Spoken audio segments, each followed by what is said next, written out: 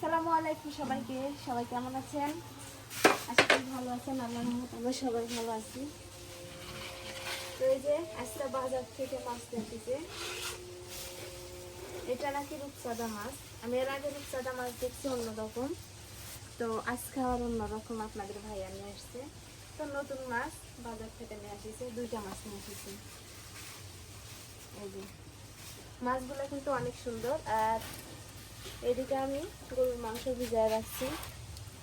তো আজকে দুপুরবেলা রান্না হবে গরুর মাংস, এই যে মাছ ভুনা, ডিমের তরকারি, এগুলাই আজকে রান্না হবে। তো মাংসগুলো ভিজায় রাখছি, এখন আমি মাছগুলো কেটে নেব। আর মাছগুলো কিন্তু একদম তাজা, কে বলে বাজার থেকে নিয়ে আসলো।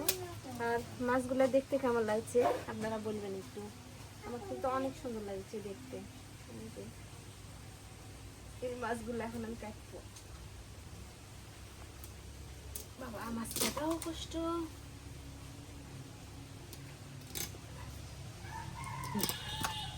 যে মাছের আঁশ ছাড়ানো হয়ে গেছে, এখন মাছগুলো আমি কাটে নেব।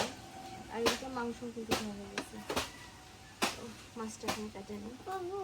আসলে এর আগে একটা রূপচাঁদা মাছ দেখছিলাম, ওইখানে কিন্তু আমি মাছের আঁশ দেখিনি। আর এই মাছে আঁশ আছে ছোট ছোট মাছের।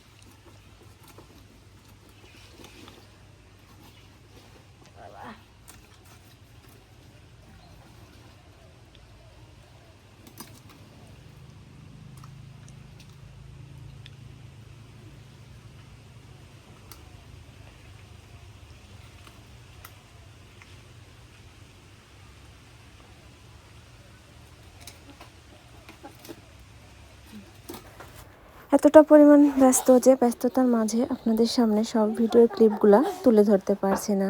তো আমার মেহমানদের জন্য রান্না হয়েছে গরুর মাংস, এদিকে সাদা ভাত রান্না হয়ে গেছে। এগুলা কিন্তু দুপুরের খাবার।